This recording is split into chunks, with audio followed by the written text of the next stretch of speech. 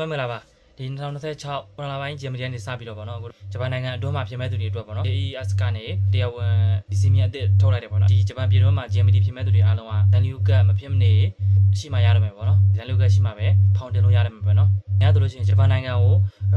လာမယ်လို့အစီအစဉ်ရှိတယ်စီဝေးရအောင်ထားပြီးဗောနော်ဒီ GMBD ဖောင်တင်နေတဲ့အချိန်မှာဆိုရင်ကိုကမြန်မာနိုင်ငံမှာပဲရှိသေးရဲ့ဒါပေမဲ့ GMBD ပြင်မဲ့အချိန်မှာဆိုလို့ရှိရင်ဂျပန်ကိုရောက်ပြီဗောနော်အဲ့လိုမျိုးရောက်တဲ့အချိန်မှာဆိုလို့ရှိရင်ကိုဖြည့်ချင်းလို့ကိုမြန်မာနိုင်ငံကလေးကရှိနေတဲ့အချိန်ကနေဒီကိုဗောနော်ဖြည့်ဖို့အတွက်ဖောင်ကြိုတင်ပြီးတော့တင်ထားတာပါလေအရင်လုံးလို့ရခဲ့တယ်ဗောနော်passport number လေးပဲထည့်ပြီးတော့တင်လို့ရခဲ့တယ်အခုကတော့အဲ့လိုမျိုးမရတော့ဘူးဗောနော်အရင်လိုမဟုတ်တော့ဘဲနဲ့အခု ဖောင်တင်မဲ့အချိန်မှာဆိုလို့ရှိရင်ဇန်လူကတ်နံပါတ်ပါရမယ်ပြီးတော့လို့ရှိရင်ဇန်လူကတ်တက်တန်းကုံဆုံးရက်ပါဗောနော်ဒီထည့်ရမယ်ဆိုပြီးတော့တင်ထားတာတွေ့လိုက်တယ်ဗောနော်တို့ကဒါနဲ့ပတ်သက်ပြီးတော့အခုဟိုတလုံးတော့မှာဗောနော်ဒီဗီဒီယိုလေးတစ်ခုတင်ထားတာရှိသေးရဗောနော်အဲ့ဒါကတော့အခုဒီစီမီအသစ်မပြောင်းခင်တော့တင်ထားတဲ့ဟာလေးတို့ကိုပြပြပေးတာဗောနော်ဒါပေမဲ့အခုကတော့အဲ့ဗီဒီယိုနဲ့ပတ်သက်ပြီးတော့မတူတော့ဗောနော်ဘာလို့လဲဆိုလို့ရှိရင်အဲ့တော့ကြတော့အဲ့တော့ပြောသလိုဗောနော်ဒီဖောင်တင်တဲ့အချိန်မှာ passport နဲ့တုံးပြီးတော့တင်လို့ရခဲ့တယ်ဗောနော်အခုကတော့ဗောနော်ဒီကျောင်းထဲလာမဲ့သူတွေဗောနော်၄လပိုင်းကျောင်းထဲလာမဲ့သူတွေ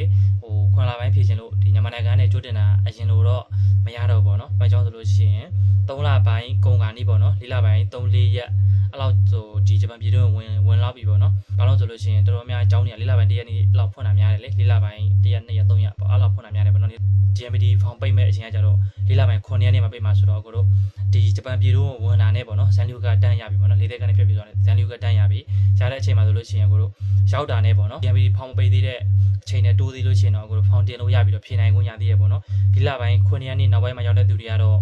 ဒီဇန်လီယူကမရှိတဲ့အတွက်ကြောင့်မလို့ဖောင်တင်လို့မရတော့ဗောနော်အခုလာမဲ့ခွန်လာပိုင်းကတော့ဖြည့်လို့မရတော့ဗောနော်ဆိုတော့အရင်လို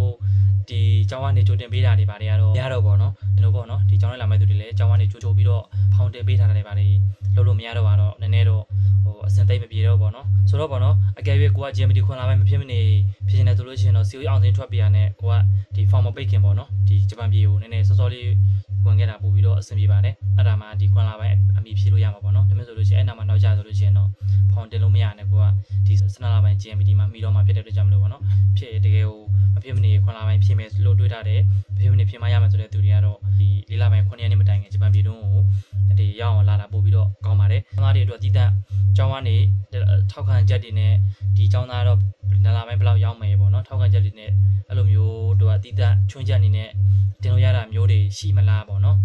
မရှိမလားတော့မပြောတဲ့ပေါ့နော် JES ရဲ့ဒီ official website မှာကြီးညာတာပေါ့နော်ဆိုတော့အဲ့မှာလည်းတင်ဝင်သွားဖတ်လို့ရပါတယ်ဆိုတော့ဒီတရားလို့ရှိရင်ထပ်ပြောပေးပါမယ်ဒါကတော့ဒီအရင်ဆုံးဒါလေးအသေးလောက်လေးပြပြပေးတာဖြစ်ပါတယ်ဆိုတော့အားလုံးကျေးဇူးများတင်ပါတယ်